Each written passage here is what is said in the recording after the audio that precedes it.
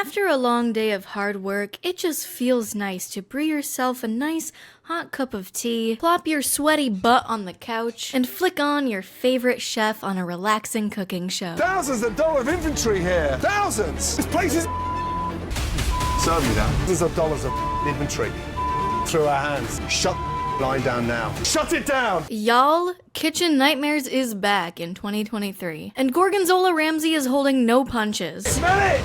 Shut it down. You probably remember the original Kitchen Nightmares that ran from 2007 to 2014, with Gordon helping over 77 restaurants over 92 episodes in the US.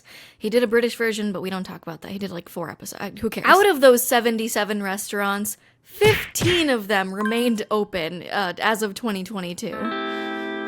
Most of them closed within a few years of their episode airing, with many of them closing before their episode even aired. And that gets a closure rating of 80%. But hey, those restaurants would have absolutely closed without Gordon's help. So 20% of them staying open post-Gordon. We have BG and PG, before Gordon and post-Gordon. 20% of them staying open about a decade later is pretty good. I cover a lot more of the nitty-gritty about the original Kitchen Nightmares in this video, so I recommend checking that out. Always be plugging. But so Gordon looked at this magnum opus of a show, 10 years after it was laid to rest, and said, again, let's do it again. It's not like I have 80 shows that I'm already doing, but let's do it again. And he did. On the 10th year, he rose again to give us Kitchen Nightmares 2.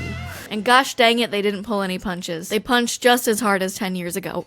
Upon hearing that Kitchen Nightmares was getting a reboot, I was a little worried that they'd be a lot more gentle and not as aggressive as the original. Cause you know, people are soft these days, you can't say anything anymore. But boy was I wrong. We do have a good food. Where is the good food? And I'll order it. This time, there's the same formula, even more debt. It's over $1 million. Oh my God. Even more arrogance. He doesn't love my food, then you know what? He can kiss my ass. Even more shutting down dinner service. Enough is enough. Stop. Shut it down. No food, no more drinks. Shut line down now. Shut it down. Tell the guests I'm taking care of their bill tonight. Get rid of them now. Shut it down. Even more everything.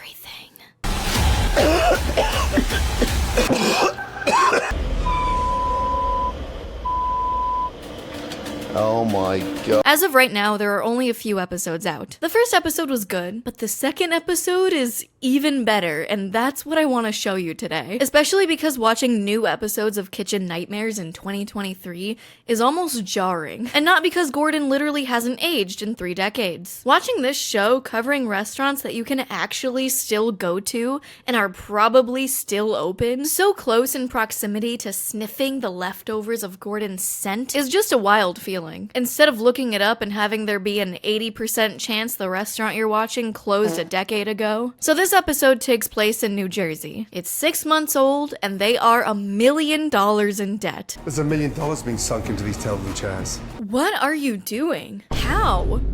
Well, because they're paying their chef $100,000 a year. What does the exec chef cost a year? What you paying him a year? 100,000. Holy. And spoiler alert, he's not a great chef. Not only am I the chef, but I'm the culinary gangster. These episodes so far make it more clear that people just don't know how to run a business and get in way over their heads. Not so much in this one, but in the next episode, this dude hit the lottery of restaurants. It's a country club on a golf course. There is no competition, and these people have money. All he had to do was try. And it was so painful watching him be the most useless oaf of an owner. I don't think it's that bad. You don't think it's that bad? I don't think it's that bad. You haven't even got a manager inside this business. No, we can afford one. Because you're not busy enough for one. It's not that bad. It's not that bad. I might as well go home now then. Most of the time, me personally, I'm like, I'm not cut out to run a business or a restaurant, but I think I would at least try, which is a lot more than some of these people do. It makes you wonder how this guy even got the money to open this place. And then you notice how there's only young, attractive women working there. One of them who's been there for a decade and essentially runs the place but doesn't have the official title of a manager. But you're not the manager. I'm not the manager, but No. I kind of try to run it when he's not here because there's no one else to do it. And I was perplexed by this until they revealed that they make over $2,000 a day selling drinks out of their golf cart. It's the bartender effect, especially with old rich dudes on the golf course. That is insanity. However, the restaurant is empty. And that really answered the question for me of how they're even still open or haven't gotten kicked out of the spot. It's just crazy to me in general how people will be given the golden opportunity to succeed just handed to them and then just completely do nothing. So if you don't want Gordon Ramsay finding out where you live in a swift Google search to come yell at you for all of your failures, you should use Aura, the sponsor of today's video. Excuse me while I edit this in Kitchen Nightmares fashion. Your privacy, address, real name, it's all online for everyone to see. I mean, isn't that kind of hard to find unless they already know all that information about me? No, it's not. People can find you just by using your first name and state you live in pretty easily, especially with the help of data brokers who make billions every year just selling your personal information. Aura helps remove your personal information online from over a lot of data brokers. I keep checking in on mine and it keeps going up because they're constantly monitoring your information. I mean, wow, Gordon, but is that all they do? Of course not, you dimwit. I wouldn't recommend using them if they didn't also have a VPN. I can't do this anymore. Password manager and alerts. They alert you whenever your information is used for a credit report or applying for loans, and they're just a great all-in-one online privacy tool. I have my entire family on the family plan. I maxed out the number of people I can have. So head on over to aura.com/GabbyBelle to try 14 days free or scan the QR code on the screen to support the channel. Thanks so much for watching and back to the episode. Sorry about that accent. Oh no, my bun is droopy. These owners in particular are used to smaller scale restaurants. So with this bigger project and the problem character being the chef, they've kind of found themselves in a hard spot. This chef basically thinks that being hard makes you a great chef. I don't handle criticism well. I kick your ass today. And also says how the owner Steve is always crying about money. Steve cries about money, no matter what. What I told you about him getting paid 100 grand a year and the amount that they're in debt isn't revealed until much later in the episode. So now looking back on him saying that with that context just makes you want to lay down. Lay down and just stare at the ceiling for a really long time, always complaining about money. My brother in Christ. Another 2023 jump scare in this reboot is how everyone has, like, modern haircuts. Like, this guy goes on TikTok, there's no doubt about it. I'm so used to seeing awful 2010 Justin Bieber inspired haircuts on this show and overdone thick eyeliner that this was kind of a culture shock. I told you, it's jarring. It's weird, it's making me feel more weird than it should. Anyway, let's get to the good shit. Gordon sits down and immediately notices a flaw that it doesn't take a Michelin star chef to tell you needs to be fixed. There's no physical menu, which is fine, but then the QR code straight up doesn't work. This QR code does not exist. So then he has to manually type in the website on his phone. Brother, my mother wouldn't be able to figure this out. You are already isolating so much of the population that doesn't want to do chores to get to the menu. I'm here for lunch. I know. Not an IT meeting. Gordon orders his lunch, like in every episode, following the exact same formula here. Needs baked mac and cheese, please. That's made with a signature cheese sauce. Everything is homemade. Right. And then we get this interesting back and forth with the garnish on the food. What's with the moldy antenna? What is that thing? Just decoration. A decoration. Want me to take Give it? that like the chef. Wings. Give all the antennas back to the chef. Who's telling you to put these back over here? Thank you. Garnished by Chef Bobby. Chef Bobby,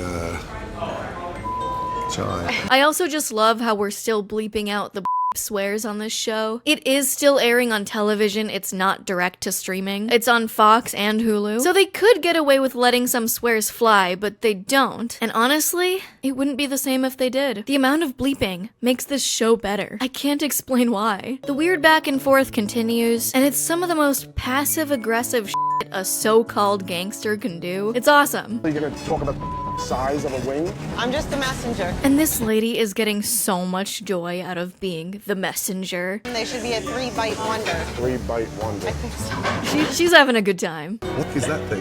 That would be Bobby's business card. Bobby, Fortunato, otherwise known as culinary gangster. right. There's a spelling mistake. Bobby Unfortunato. Bobby, thought there might be a spelling mistake on your business card. Bobby Unfortunato.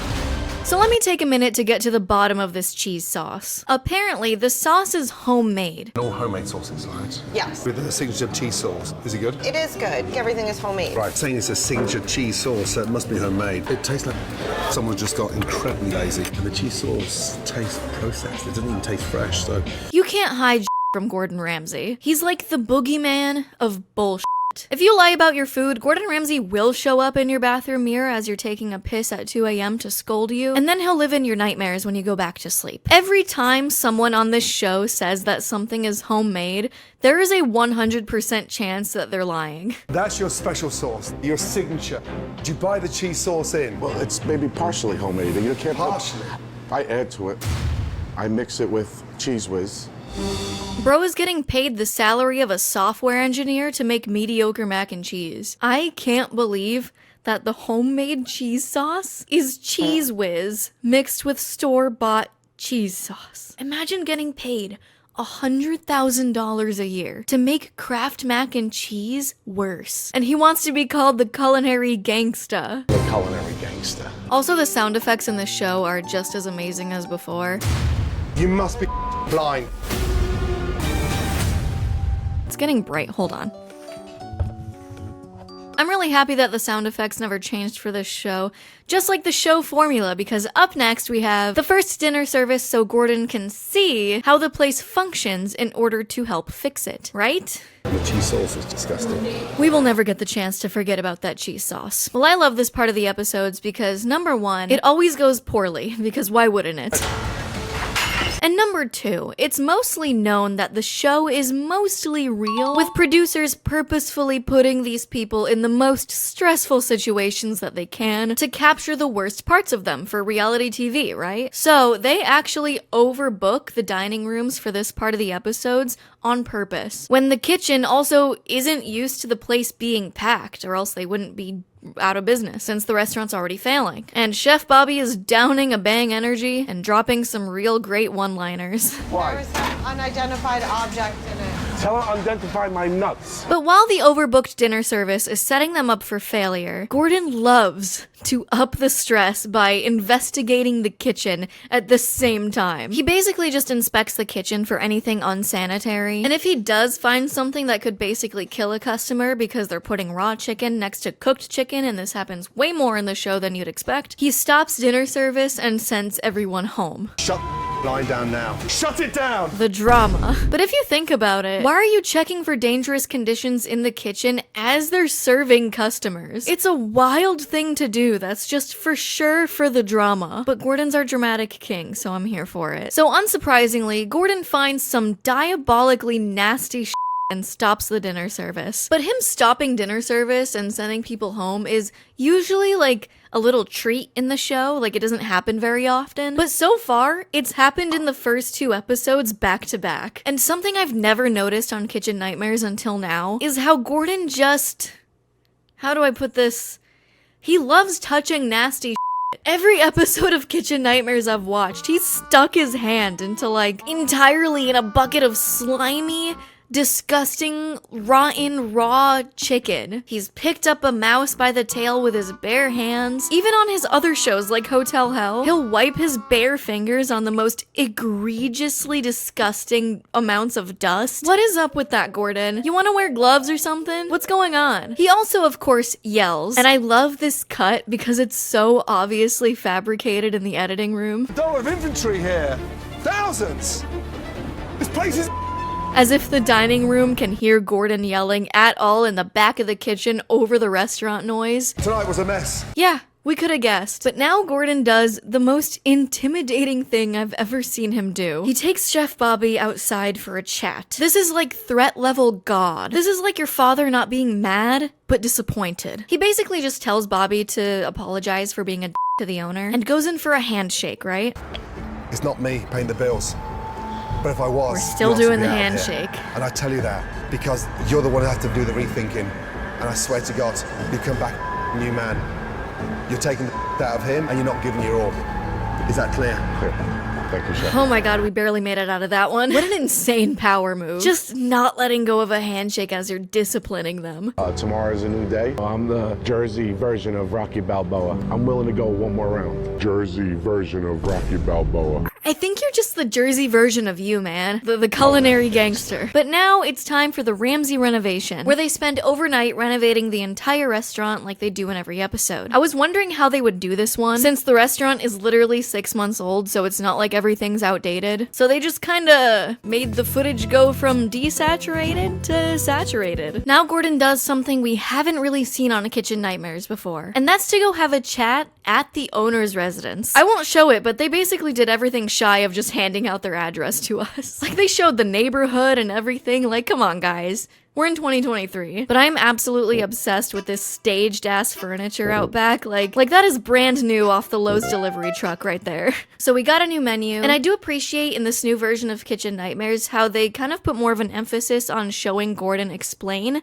how to run a successful restaurant in the first place. It's not just improving the food, menu, and atmosphere. We're buying in things that should be homemade. Of course, sometimes owners are just so inept that sometimes business sense just isn't happening for them. But in this case, we get Gordon teaching portion control. Wasting money on stock and customers taking away overloaded portions. Not being wasteful with ingredients. How to manage the money. Because smaller portions will mean less waste and more profit. And this scene where Gordon shows off his maxed out empathy skill tree. Let me ask you this.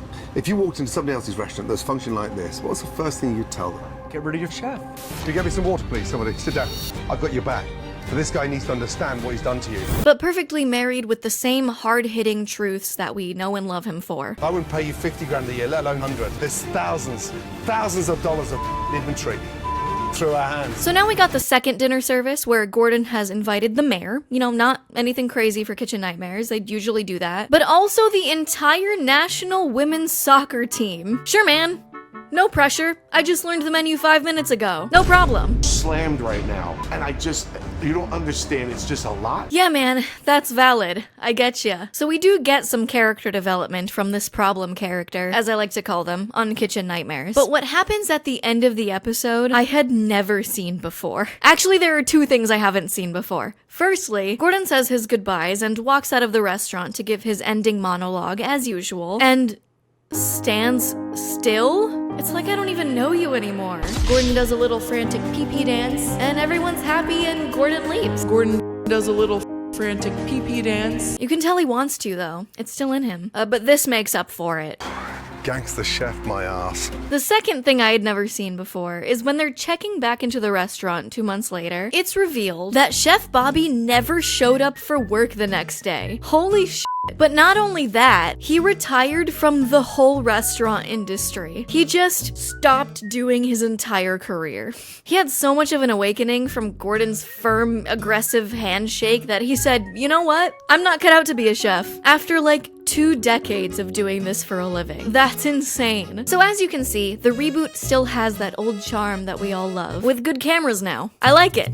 More please. I just wanted to show you guys this episode and go over some of the things that have changed and what hasn't. So let me know what you think about this episode and if you want me to cover more. Subscribe if you are folding laundry right now. Or not. Thank you, patrons. Bye. Let me take my patrons, 'cause we're going to Gordon Ramsay. He'll help us for free. We'll get good ratings on TV. Gordon Ramsay forever. This restaurant's endeavor. Gordon Ramsay forever. It had the aftertaste of like a foot.